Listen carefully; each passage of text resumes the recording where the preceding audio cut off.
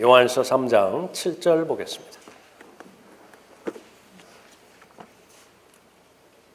7절부터 9절까지 받들겠습니다. 어린 자녀들아, 아무도 너희를 속이지 못하게 하라. 의를 행하는 자는 그분께서 의로우신 것 같이 의로우나 죄를 짓는 자는 마귀에게 속하나니 이는 마귀가 처음부터 죄를 짓기 때문이라. 이 목적으로 하나님의 아들이 나타나셨으니 곧 마귀의 일들을 멸하시려는 것이라. 하나님께로부터 태어난 사람은 누구나 죄를 짓지 아니하나니 이는 하나님의 씨가 그 사람 안에 거하며 또 죄를 지을 수 없는 것은 그가 하나님께로부터 태어났기 때문이라. 마귀의 일들을 멸하시기 위해 오신 예수님이라고 하는 제목으로 하나님의 말씀 살펴보겠습니다. 계속해서 교리적으로 이 본문에 나와 있는 이 말씀들은 교리적으로는 그리스도인에게 해당되지 않는 말씀들입니다. 그러니까 예를 들어서 7절에 보면 의를 행하는 자는 그분께서 의로운 것 같이 의로우나 그랬죠. 그러나 의를 행함에도 불구하고 전혀 하나님으로부터 의롭다고 인정을 받지 못하는 수많은 사람들이 있습니다. 대표적으로 바리새인들이 그랬죠. 하나부터 10까지 의로운 행위를 다 했지만은 그 자신들의 의가 하나님으로부터 받아들이지 못했습니다. 구원받기 이전에 사도 바울도 마찬가지였어요. 율법으로 말하면 흠이 없는 사람이라고 스스로 평가를 했던 사람이죠. 그러나 구원받지 못했습니다. 하나님께서 인정하시는 의는 바로 예수 그리스도의 의죠. 그 예수 그리스도의 의를 소유하면 모두가 하나님께서 의롭다고 선언을 하시는 것입니다. 또 8절에 보면 죄를 짓는 자는 마귀에게 속하나니 그랬습니다. 구원받은 이후에 얼마나 많은 죄를 짓습니까? 그때마다 마귀에게 속하는 것인가? 결코 그럴 수 없죠. 그러나 대환란 때가 되어지면 이제 그 교리는 다르게 적용이 되어지죠. 짐승의 피를 받고 666을 받는 즉시로 구원을 빼앗기게 되는 것이죠. 구원을 잃어버리게 되는 것입니다. 이 목적으로 하나님의 아들이 나타나셨으니 곧 마귀의 일들을 멸하시려는 것이라. 이것도 교리적으로는 예수 그리스도께서 초림 때에 십자가에서 오셨을 때 모든 마귀의 일들이 다 멸해진 것인가? 그렇다고 한다면 이 시간에 교회 시대에 영적 전쟁을 치를 이유가 없어요. 마귀가 정죄는 받았지만은 그러나 궁극적으로 마귀의 일들이 완전히 멸해지는 것은 재림 때입니다. 그래서 예수 그리스도께서 재림 때 다시 나타나셔서 재림하셔서 마귀의 일들을 멸하게 되는 것이죠. 그래서 교리적으로 보면 여러 가지 그 이후에도 15절에도 보면 예를 들어서 자기 형제를 미워하는 자는 누구나 살인자요 살인자는 누구나 영원한 생명이 그의 안에 거하지 않음을 너희가 아느니라. 그리스도인이 얼마든지 살인할 수 있죠. 그렇다고 해서 영원한 생명이 없어지는 것은 아닙니다. 교회 시대에는 그렇죠. 그러나 교회가 휴거되어지고 또 이 땅에 대환란이 오게 되어지면 우리가 읽은 이 구절들은 문자 그대로 그렇게 되는 것입니다. 그래서 요한 서신은 특히 요한일서, 2서, 3서 일반 서신은 교회 시대의 교리와 대환란 기간 동안의 교리가 혼합되어 있기 때문에 섞여 있기 때문에 특별히 하나님의 말씀을 올바로 나누어서 적용하지 않는다고 한다면 이 하나님의 말씀에 의해서 멸망하게 되어지는 것입니다. 그래서 이 부분은 요한일서에 나와 있는 모든 부분을 교회 시대에 적용한 그 결과 이 구절들을 설명한다든지 주석한다든지 설교한다든지 그렇게 했을 때의 그 변명은 여기에서 말하는 죄는 지속적으로 짓는 죄를 말하는 것이다. 그러니까 그것도 교리에 안 맞죠. 그리스도인도 얼마든지 지속적으로 죄를 지을 수 있어요. 어떤 경우에는요. 죽는 순간까지도 그 버릇을 고치지 못하면서 죽음에 들어가는 경우도 있습니다. 그렇다고 해서 그 사람이 구원받았다고 한다면 구원을 잃어버리는 것이냐? 근본주의자들은 구원받지 못했다는 것이에요. 그런 것은 어떤 성경 구절들에도 없습니다. 예수 그리스도를 개인의 구주로 그 마음으로 믿고 영접하면 구원받는 것이에요. 그 이외의 조건은 달지 않는 것입니다. 오늘 살펴볼 내용은 이제 다분히 영적인 적용입니다. 마귀의 이 일들을 멸하시기 위해서 예수 그리스도께서 오셨는데 과연 예수 그리스도께서 오신 목적대로 우리는 살아가고 있는 것인가? 예수 그리스도의 목적대로 살아가는 사람이 그리스도를 따르는 제자이고 그리스도인이죠. 예수 그리스도는 1차적으로 섬기기 위해서 오셨습니다. 섬김을 받기 위해서 오시지 않으셨어요. 우리도 계속 섬기기 위해서 존재하는 사람입니다. 뭐가 있어야 섬기죠? 그것까지도 하나님께서 주셨는데 그것이 다름 아닌 은사입니다. 최소한 한 가지 이상의 은사를 주셨어요. 한 가지가 무엇입니까? 거의 대부분의 그리스도인은요, 여러 가지 은사를 동시에 많이 받은 사람들이죠. 그 하나님께서 주신 자원을 가지고 하나님께서 허락하시는 그 사람들을 섬기라는 것입니다. 그것은 영적인 일이기 때문에 자기를 부인해야만 되죠. 예수 그리스도는 자기를 부인한 모본이 되십니다. 십자가의 죽음에까지 순종하셨죠. 우리도 역시 마찬가지입니다. 그러면 궁극적으로 마귀의 일들을 멸하시기 위해서 예수 그리스도께서 오셨는데 사역이 시작되자마자 공개적인 사역이 시작되기 전에도 마귀의 끊임없는 공격이 있었지만요.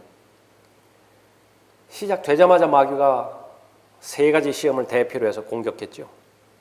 예수님은 이기신 것입니다. 시험과 고난과 역경을 잘 통과해서 순종하는 것을 배우셨죠. 배움의 대상입니다. 그래서 승리하셨어요. 우리도 마찬가지입니다. 그것을 잘 배워서 예수님께서 오신 목적대로 마귀의 이 일들에 또 마귀의 계략에 패배돼서는 안 되는 것입니다. 7절부터 9절까지 세 가지로 결론을 낼 수 있는데 첫 번째는 속지 말아야 된다는 것이지요. 7절에서 어린 자녀들 아무도 너희를 속이지 못하게 하라. 마귀의 실체를 알아야 하는 것이 두 번째입니다. 8절에 죄를 짓는 자는 마귀에게 속하나니 이는 마귀가 처음부터 죄를 짓기 때문이라. 마지막으로 예수 그리스도를 신뢰해야 돼요. 그분과 아주 밀착된 동행을 해야 되죠. 그 마귀의 일들을 멸하실 수 있는 분은 예수 그리스도 자신이시기 때문에 그렇죠. 9절에서 하나님께로부터 태어난 사람은 누구나 죄를 짓지 아니하나니 두 가지로 적용할 수 있는 것인데 속 사람입니다. 새 사람이죠. 새 사람은 결코 죄를 지을 수 없는 사람이에요. 두 번째로는 예수 그리스도와 동행하는 한, 예수 그리스도를 신뢰하고 예수 그리스도와 밀착하는 한 죄를 지을 수 없어요. 그건 보장해 주시는 것입니다. 이는 하나님의 씨가 그 사람 안에 거하며 또 죄를 지을 수 없는 것은 그가 하나님께로부터 태어났기 때문이라 그랬습니다. 속지 말아야 됩니다. 제일 먼저. 얼마나 많이 속습니까? 나는 한 번도 사기당한 적이 없다. 기만당한 적이 없다. 그렇게 자신만만했지만 제일 마지막에 마귀를 대면했을 때 그보다 더 엄청난 사기극이 어디 있어요? 인생 자체가 속은 거예요. 마귀는 속이는 자입니다. 여학생이 어렵게 학자금 마련을 위해서 여러 가지 알아보다가 대출 문의하는 데까지 갔습니다. 담당자가 그 금액 정도를 대출 받으려면 신용 등급을 올려야 한다고 합니다. 통장을 만들어야 되기 때문에 주민번호, 통장번호 다 알려주고 거기에 선입금을 해야 되는데 2,100만 원을 넣으라고 한 거예요. 어렵게 해서 2,100만 원을 넣었더니 없어졌어요. 그 다음 거기서 출금해버리고 사라져버렸습니다. 한 번 인생에서 무너져버리면요 어떻게 극복을 하죠? 요즘 시대에는 단 한 번밖에 기회가 없는 것 같아요. 그렇죠. 사회 구조가 한 번 그 기반이 무너져버리면 일어설 수가 없는 것입니다. 그렇다 하더라도 그냥 70년, 80년이면 끝나는 것이 이 생의 인생이에요. 영혼에서는 어떻겠습니까? 무엇보다도 마음을 잘 지켜야 됩니다. 마귀의 공격 타켓은요, 돈이 아니에요. 건강도 아닙니다. 믿음이 형성되어지는 바로 마음이에요. 그러니까 사람의 인격은 세 부분으로 이루어졌죠. 제일 먼저 마귀는 마음을 공격할 때요, 지성을 흐릿하게 만듭니다. 그러니까 똑똑하지 못하게 만드는 거예요. 그러니까 지혜와 명철을 주신 목적이 있잖아요. 모든 부분에서도 그렇지만은 소극적으로 살지 말라는 겁니다. 피동적으로 살지 말라는 거예요. 마귀와의 영적 전쟁에 있어서 가장 무서운 것은 마귀에 의해 가지고 수동적이 돼버리는 거예요. 그리고 나서 하는 소리가 다 하나님의 뜻이라고. 그냥 두 손 두 발 다 놓고 다 하나님께서 절대적인 은혜 가운데서 인도해 주실 것 아니냐고. 나는 기도만 하면 될 것 아니냐고. 마귀가 그런 마음의 상태의 사람보다 더 좋아하는 사람 없어요. 반드시 사용을 해야 돼요. 지성을 사용해야 되고 명철을 사용해야 되고 자신의 지성을 가지고 또 하나님의 말씀을 부지런히 공부하고 읽고 거기에서 무엇을 얻어야 돼요? 분별력과 통찰력을 반드시 얻어야 됩니다. 그러니까 내가 판단해야 돼요. 그 판단에 대해서는 성령 하나님께서 도와주시는 것인데 그 부분을 건너뛰면 안 되는 것입니다. 지성이 희미해지면은요, 정서가 아주 혼란스럽다고요. 그러니까 이 사람 말 들어보면은 절대적으로 옳죠. 조금씩 지나가지고 이견이 있는 다른 사람 말 들어보면 또 그 사람 말이 절대적으로 옳아요. 우유부단한 사람의 특징이고 결정을 내리지 못해요. 시간만 오래 지나갑니다. 다른 사람이 결정을 내려줘야 돼요. 누가 그렇죠? 어린아이들은 그렇다고. 어린아이들은 다른 사람이 계속 결정을 내려줘야 돼요. 특히 우리나라 같은 경우에는 남자 같은 경우에는 군대 갔다 오기 전까지요, 계속 결정을 내려주는 거예요. 이렇게 하면 그렇게 하고 군대까지 갔다 온다고요. 그 다음부터는 이제 자기가 결정을 해야 됩니다. 어떤 직업을 선택해야 될 것이냐, 무슨 일을 해야 될 것이냐. 그 다음에 이제 결혼해야 되죠. 그 다음에는 이제 일을 해 나가야 되는데 그때까지 온전하게 훈련이 되어 있어야 건전한 자아상을 가지고서 사회생활을 하게 되어지는데 훈련 받은 적이 없어요. 무슨 선택하는 훈련을 해봤어야죠. 역시 마찬가지로 그것이 사회생활에 국한되어진 부분이라고 한다면 영적인 영역에 있어서는 절대로 양보해서는 안 됩니다. 그러니까 가장 어릴 때부터 구원 받자마자 스스로 자원하는 마음으로, 자발적인 마음으로 하나님의 말씀을 절대적으로 신뢰하고 자신을 하나님의 말씀에 순종하는 것이죠. 그럼 하나님께서 그 복으로 분별력을 주시는 것입니다. 그 분별력을, 올바른 분별을 가졌을 때 얼마나 정상적인 정서와 정상적인 마음을 누릴 수 있겠어요. 좋잖아요. 기쁘잖아요. 시간이 오래 지나도 후회가 없잖아요. 그런 일들은. 그러니까 그것이 경험입니다. 지성이 잘못되죠. 정서가 혼란되죠. 그러면 그 다음에는 의지가 박약합니다. 그러니까 무기력해요. 그래서 계속해서 시간이 지남에도 불구하고 나이가 들어감에도 불구하고 늘 도움을 받아요. 누군가가 도와줘야 돼요. 이제 어느 정도 나이면은 동생을 돌봐줘야 될 나이가 되었음에도 불구하고 여전히 동생과 같은 취급을 받는다. 한 일익을 감당해야 됨에도 불구하고 계속해서 다른 사람의 섬김을 필요로 하기 때문에요. 고린도 교회 같은 경우에 육신적이라 그렇게 언급하고 있죠. 이거 켜져 있습니까? 그렇습니까? 그리스도인은 지뢰의 밭을 이렇게 통과해야 되는 척후병과 같은 그런 입장입니다. 구원받았다고 해서 지뢰의 밭이 자동적으로 없어지는 것이 아니에요. 구원받았다고 해서 이 악한 현 세상이 그 구원받은 그리스도인에게는 모든 것이 선한 것이 예비된 것으로 그렇게 바뀌어지지 않는 것이죠. 자동적으로 안전하게 통과되는 것이 절대로 아닌 것입니다.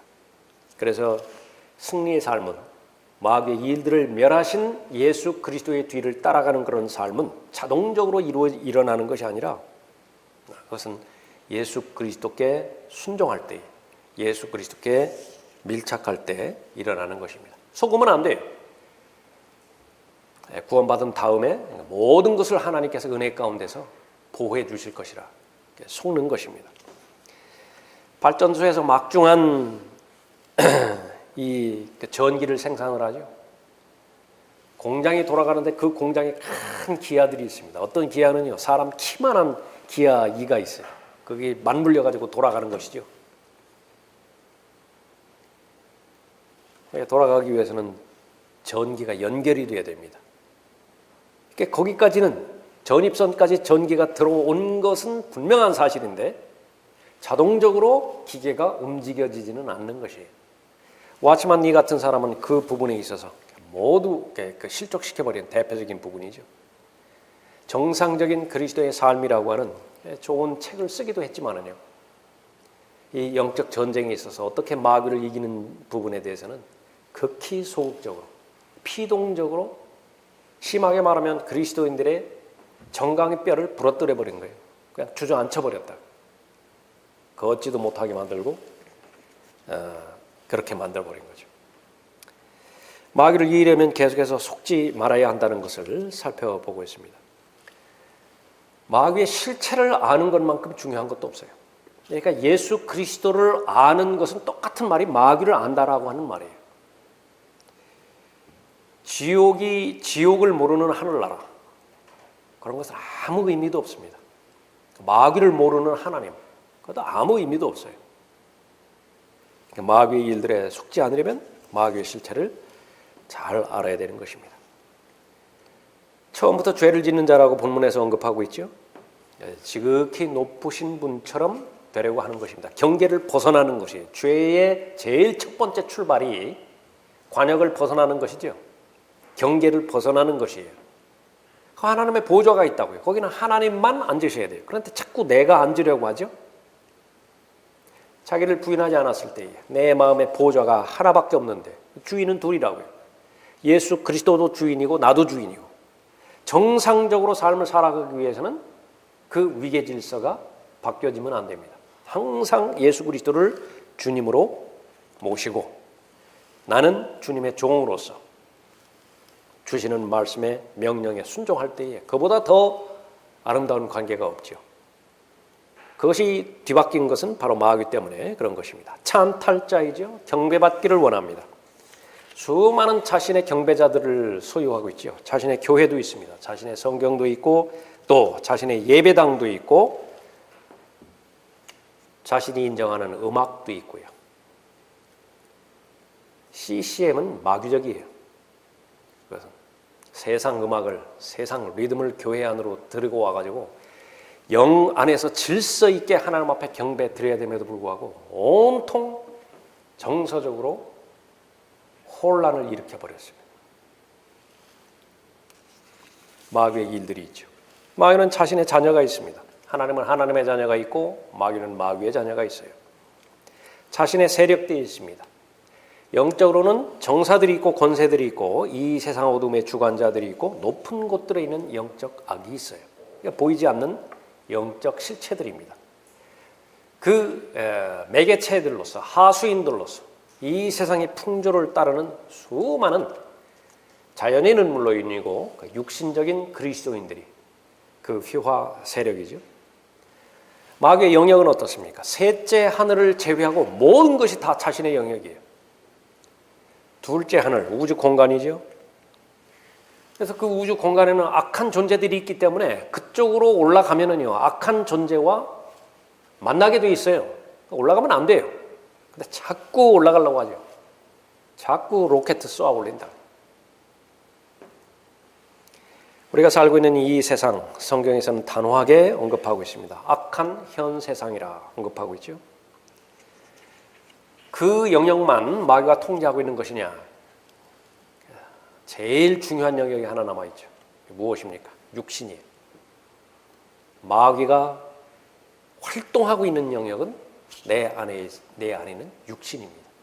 그러니까 육신에 있는 죄들의 몸이 동기화가 되면 이제 마귀가 휘젓고 돌아다니는 거예요. 활성화가 되면 마귀가 휘젓고 돌아다니는 것입니다. 언제 마귀는 움직이지 못해요? 죽은 것으로 여겨졌을 때. 동기화가 안 됐어요. 활성화가 안 됐어요. 그럼 마귀도 어쩌지 못합니다. 그러나 계속해서 자극하고 충동질하고 가장 미세한 치아로 말하면 노출신경이 있다고요. 사람들마다 한 가지 이상의 노출신경이 있습니다. 그것을 핀셋으로 탁 건드리면요, 비명 질르죠. 성공한 거예요. 마귀는 성공한 것이다. 마귀의 일들에 속지 않으려면 지식으로 무장을 해야 됩니다. 지식으로 하나님께 주는 명철의 능력으로 잘 무장을 해야 되는 것이죠. 성경에서 언급하고 있는 마귀의 일들에 대해서 두려워할 줄 알아야 돼요. 그 일들이 한번 걸려들면 세상에서 일어나는 패가 망신이 아주 좋은 모본이에요. 한번 잘못해가지고요, 30년, 40년 동안 쌓아왔던 자신의 업적이 있을 거 아니에요. 공적이 있을 거 아니겠습니까? 자신만 망하는 것이 아니라 가족 전체가 다 얼굴을 들지 못하고 말 그대로 패가 망신한다. 그 예가 많으면 많을수록 그것은 반면교사로 삼아야 됩니다. 성경에서는 왜 그러냐면 그 부분들을 강조했기 때문에 그래요. 에베소서 5장 11절에서는 열매 없는 어둠의 일들이라고 언급하고 있습니다. 제일 먼저 나오는 것은 도덕적인 어둠의 일들이에요. 그 가운데서 특히 마지막 날들에는 노아의 날들과 같기 때문에 성적으로 아주 난잡합니다. 이때에 그리스도인이 취하는 피동적인 자세, 수동적인 자세는 나는 연루되지 않았는데 그렇게 만족해버린다고 한다면 극히 위험스러운 상태예요. 반드시 적극적으로 경고하고 수준을 낮추는 자체가 죄이기 때문에 성경에서 언급하고 있는 내가 거룩하니 너희도 거룩하라, 그 말씀에 유념해야 됩니다. 예수님께서 친히 말씀하셨죠. 그 여자를 보고 음욕을 품는 것만으로도 이미 그녀와 더불어서 간음해버린 거예요. 간음을 혼자 하나요? 함께 해야 되잖아요. 마음에 품었다고 한다면, 음욕을 품었다면 그 상대가 되지는 그 여자와 함께 이미 간음하였느니라. 그 수준에서 내려오면 안 돼요. 살인도 역시 마찬가지죠. 형제를 미워하는 것을 성경에서는 살인하는 것과 똑같은 그런 등급으로 매겼는데 그 사실을 믿는 사람이 얼마나 되겠어요? 좁혀서 성경대로 믿는 사람들 내에서도 그 문제를 미워하고 증오하는 문제를 해결하지 않는 상태에서 그 수준을 유지하는 사람이 얼마나 되겠습니까? 영적인 어둠의 일들이 있죠. 이런 부분들이 해결되지 않으면 기도는 할 방법이 없습니다. 마귀가 기도를 방해하는 것이 바로 그런 부분들이에요. 은혜의 보좌 앞으로 나아가서 자신이 예수 그리스도의 보혈로 정결하게 씻어져야 하나님께서 그 제물을 받으실 텐데 전혀 그렇게 준비가 되어 있지 않았습니다. 계속 자기 의로 나가려고 하는 거예요. 주일 한 번도 빠지지 않았다든지, 돈으로 하나님을 섬긴다든지, 심지어는 근본주의 달 같은 경우에는 내가 구령에 헌신했다든지, 그런 것으로 인해서 했다. 그러나 하나님께서 보실 때는 마음의 중심을 보시죠. 절대로 외모로 보시지 않는 것입니다. 인생을 도둑질하는 대상이 마귀이고 하나님의 말씀을 도둑질하는 대상이 마귀입니다. 도둑질하면 거기에 빈 것으로 남잖아요. 뭔가를 채워줘요. 풍성한 삶을 도둑질해가고 그 다음에 없어져 버릴 허무한 인생을 거기다 채워주는데 포장재가 아주 그럴듯하죠. 살만한 인생, 출세, 사람이 속는 것이에요. 미혹하는 것입니다. 하나님 말씀 다 도둑질해가고 거기에 독보리를 대체해 주는 거예요. 독보리가 진짜 알곡인 줄 안다. 언제 발견되어지는 것입니까? 끝, the end 왔을 때 그때 다 드러나 버리는 거예요. 얼마나 마음이 허무하겠습니까? 종교로 사람들을 속이고요, 가짜로 흉내의 귀재이기 때문에 죽이고 멸망시키기 위해서 이 땅에 온 자신의 목적을 잘 실현하는 것입니다. 끊임없이 형제들 고소하고 이간질시키고 죄책감에서 벗어나지 못하게 만듭니다. 그래서 기도를 하든 말씀을 보든 담대함 가운데 있어야 그것이 확신이고 믿음이지요. 하나님 앞에 나아갈 수 있는 것인데 늘 죄책감 가운데서 벗어나지 못해요. 그래서 그것이 습관이 되다 보니까 뚜렷하게 보이는 죄책감을 해결했다 하더라도 뭔가 남아있는 것 같아요. 그게 더 무서운 것이죠. 자살 충동을 일으키는 것입니다. 이번에도 유능한 수사관한 사람이 자살을 했죠. 보니까 2009년도에 검찰총장을 만나가지고 거기서 아주 그 관계가 너무 좋았다고 해요. 상관도 인정을 하고 자기가 그 부하 직원으로서 아주 최선을 다해서 일을 하고 신임 관계가 두터웠습니다. 그러니까 시간이 지나서 민정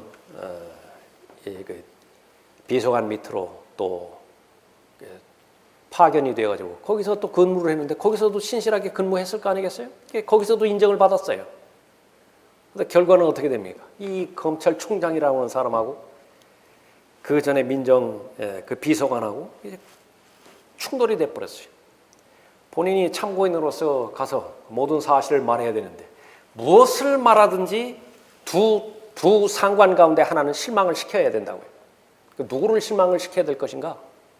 그 갈등을 이기지 못한 것입니다. 사람들은 그것이 사람들 사이에서 일어나는 일들로 그렇게 제한시키지만은요, 분명하게 다루는 것은 그 배경에는 마귀가 도사리고 있는 것입니다. 마귀가 원하는 것은 죽이고 도둑질하고 멸망시키는 것이기 때문에 너무나 분명하죠. 그리스도인들도 마찬가지예요. 그렇게 계속해서 생을 포기하게 만들고 의미 없는 그런 그 삶으로 몰아가는 것은 구원 받은 사람이건 받지 않은 사람이건 가리지 않는 것입니다. 계속해서 욕망을 충동시키죠. 육신의 정욕과 안목의 정욕과 생의 자랑입니다. 아무리 경건한 사람이라 하더라도, 하나님 앞에 충성된 사람이라 하더라도 육신의 몸을 벗어나기 전까지 이 욕망으로부터 절대로 자유로울 수 없어요. 삼손은 근본적으로 이 안목의 정욕에 약했고요. 너무 약했어요. 여자 관계에 대해서 너무 약했다고요. 그건 뭐 저항해보고 할 그런 과정도 없어요. 그냥 미끼를 던져버리면 그냥 물어버리는 거예요. 반면에 다윗은요, 얼마만큼 하나님 앞에 신실했고 하나님의 마음에 합한 자로서 그렇게 하나님으로부터 인정을 받았습니까? 그러니까 최고 자리에 올라가서도 결국은 해결하지 못했죠. 그 정욕을 해결하지 못했습니다. 그러니까 결과는 똑같아요. 다 잃어버리죠. 다 자살로 몰아가는 것입니다. 결국 삼손은 자살한 거예요. 마귀는 계속해서 충동질시키고 억압하고 박해하는 것입니다. 그리스도인과 현실적인 관계에서요, 개인의 마음과 또 정신에 대해서 마귀는 이제 적극적으로 공격하는 것입니다. 여기에 속으면 안 돼요. 육체적으로 정상이 아니다라고 판단이 되었으면 반드시 그에 합당한 조치를 취해야 돼요. 기도로 시작해서 약물의 도움을 받을 것 같으면 약물의 도움을 받아야 되고요. 전문 의료진의 도움을 받아야 될 것 같으면 의료진의 도움을 받아야 된다고요. 이게 마귀는 희미하게 만들어버리는 겁니다. 아주 혼란스럽게 만들어버려요. 기도하면 된다는지. 마귀와 전혀 상관없이 벌어지는 일도 있어요. 어떤 일들입니까? 여기 가다가 비탈길에서 빗물에 거기서 다리를 접질렸어요. 마귀가 그렇게 한 거예요? 아니요, 내가 부주의해서 한 거예요. 그 마귀와는 아무 상관이 없다고요. 전에도 말씀드렸지만 마귀에게 덤탱이 씌우지 말라고요. 마귀하고는 아무 상관이 없어요. 내가 질병에 걸린다든지 그 부분에 있어서요, 상당히 많은 부분에 있어서 마귀와 관계가 없는 질병이 있어요. 그러니까 첫 번째 사람의 범죄로 말미암아서 온 인류에게 저주가 내린 그 결과 사람은 아플 수밖에 없다고요. 늙어갈 수밖에 없잖아요. 점점 썩어가잖아요, 육신은. 그럼 마귀와는 직접적인 관계가 없다고요. 그러니까 그 부분에 대해서는 철저하게 올바른 분별을 가지고서 잘 조치를 취해야 되고, 학생들 같으면 공부도 역시 마찬가지입니다. 밥 존 시니어가 그렇게 이야기했지만요, 똑같은 조건이라고 한다면 그리스도인은 세상 사람들보다 더 잘해야 돼요. 공부를 더 잘해야 된다고요. 또 일에 있어서도 더 탁월하게 잘 해야 되죠.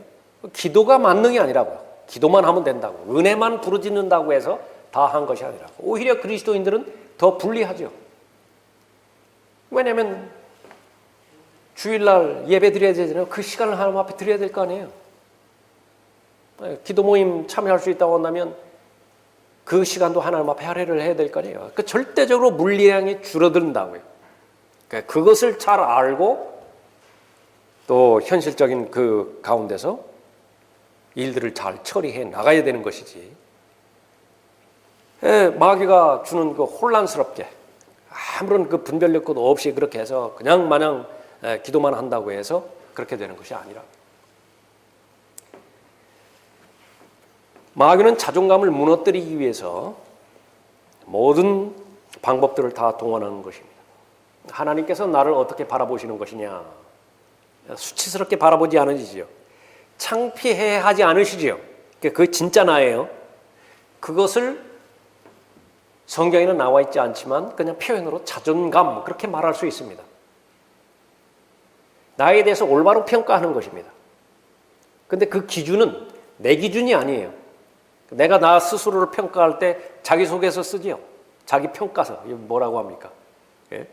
뭐 대학 진학할 때라든지 취업할 때 그거 쓰잖아요. 본인이 본인을 객관적으로 평가해서 제출하는 것이에요. 어느 정도 정확하지만은요, 다 정확한 거 아니에요. 하나님께서 나를 평가하시는 그 평가가 절대적으로 옳아요. 그러니까 내가 동의를 해야 됩니다. 고린도 후서 5장 17절에서 대표적으로 말씀하셨죠. 그리스도 안에 있는 새로운 피조물이에요. 옛 것들은 다 지나가 버렸습니다. 모든 것이 새롭게 되었죠. 그것이 진짜 나예요. 그러니까 그 관점에서 나를 바라보는 것이 바로 자존감이에요. 다른 사람이 나를 평가하는 것, 도움을 받을 수는 있지만은 절대적인 가치를 두지 않아요. 그것이 비판이든지 그것이 칭찬이든지 자유해요. 비판받았다고 해서 주눅들지 않고 칭찬받았다고 해서 우쭐하지 않는 것입니다.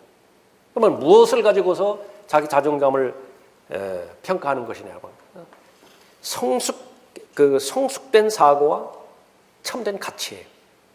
그래서 새 사람이 계속해서 성장해야 되는 이유가 바로 거기에 있는 것입니다. 자존심은 뭐예요? 이거는 다른 사람에게 아주 절대적으로 영향을 받는 상태를 말하는 것입니다.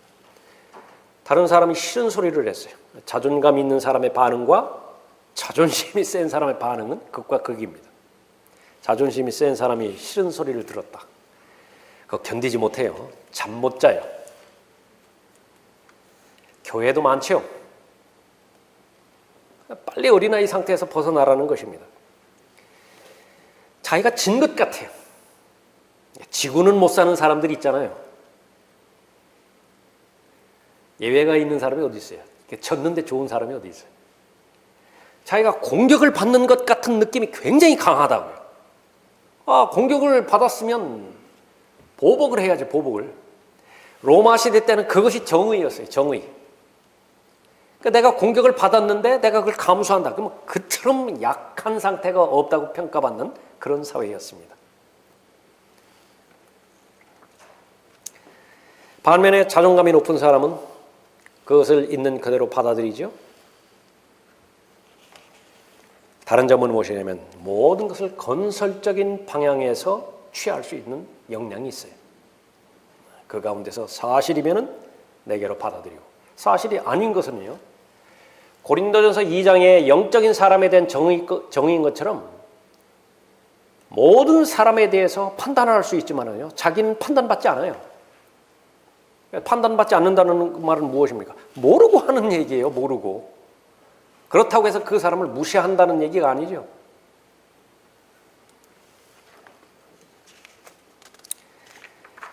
빌립보서 4장 13절에서 내게 능력 주시는 그리스도를 통하여 내가 모든 것을 할 수 있느니라. 자존감 있는 사람은 이 일에 대한 확신이 있습니다. 이것이 하나님과 관련된 일이고 나는 기도가 막히지 않고 늘 언제든지 말씀을 통해서 지혜를 얻을 수 있는 사람이기 때문에 자신감이 있어요. 그 자신감은 위로부터 오는 자신감입니다. 그 자신감을 가지고 있다고 해서 일이 계속해서 잘 진전이 되나요? 어려울 때 봉착하잖아요. 절벽을 만나기도 하잖아요. 그 사람의 특징은 포기하지 않아요. 인내한다고. 끈기를 가지고서 하나님께서 방향을 틀으라고 말씀하실 때까지, 하나님께서 그 선에서 멈추라고 말씀하실 때까지, 그 명령에 하달될 때까지는 계속 가는 것이에요. 그것이 바로 믿음의 고백입니다. 내게 능력 주시는 그리스도를 통하여 내가 모든 것을 할 수 있느니라. 병행해서 그 사람은 자신을 조절할 수 있는 힘이 있어요. 자신을 통제할 수 있는 힘이 있죠. 내가 내 몸을 억제하여 복종하게 함은 다른 사람에게 전파한 후에 어떻게 해서든지 내 자신이 버림을 받지 않게 하려는 것이라. 그러면 이런 자존감이 있다고 해서 자존심이 발동하지 않나요? 순간순간 발동하죠. 내가 진북 방향으로 가고 있는 것인데 순간순간 오른쪽으로 튀기도 하고 왼쪽으로 튀기도 해요. 그러나 중요한 것은 그 튈 때 순간적으로 성령 하나님의 인도함을 받는 것이에요. 방향이 다르다고, 즉 다른 방향으로 갔다고, 그럼 빨리 교정하는 것입니다. 복원력이 빨리 작동이 되어지는 것이죠. 영적인 순발력이. 그리스도인은 반드시 두 가지 힘이 있어야 됩니다. 인내를 가지고 있어야죠. 지구력이 있어야 돼요. 아주 꾸준해야 됩니다. 금방 더워졌다가 금방 식어졌다가 그건 초신자 때나 하는 것이고 꾸준해야 돼요. 어른이죠. 성숙한 사람이죠. 또 하나는 순발력이 있어야 된다. 이 세상은 위험스러운 세상이고요. 마귀는 잠을 자지 않아요. 그리스도인을 쓰러뜨리기 위해서, 집어삼키기 위해서 우는 사자로서 절대로 잠을 자지 않는다고요. 깨어 있어야 돼요. 우리도. 그렇게 되어지면 바로 내 몸을 억제하여 복종하게 하면 정신 차리고 늘 깨어 있는 것이죠. 특권은 무엇입니까? 안정감이 있어요. 불안하지 않다고요. 그러나 이 부분이 결여되면 이제 어떻게 됩니까? 상황이 좋아지면은 어느 정도 안정감이 있는 것 같지만은요, 조금만 상황이 뒤틀어지면은 지금까지 하던 거 다 버려버린다. 가장 현실적인 것이 무엇이냐? 사람 찾아가는 사람도 있고요, 돈 찾아가는 사람도 있고, 이것도 저것도 다 한다 그러면 자기 지식과 자신의 경험으로 의존해가지고 다시 출발하는 사람도 있다고. 속지 말아야 되는 것입니다.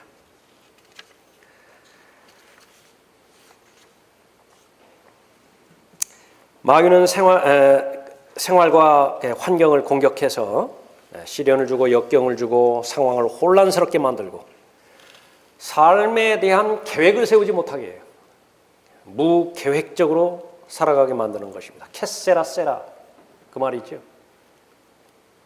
명심해야 될 것이 뭐냐? 그리스도인이 계획이 없다. 그 사람이 말하는 은혜는요, 아무 의미가 없어요. 성령 하나님의 이름 가운데서 계획의 영이 있잖아요. 이사야 11장에.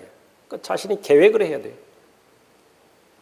하루 계획을 해야 되고, 일주일 계획을 해야 되고, 한 달, 1년 계획을 세우고, 그것이 계속해서 하나님의 나라와 하나님의 의를 구하는 가운데서 자신의 역량이 있을 거 아니겠어요.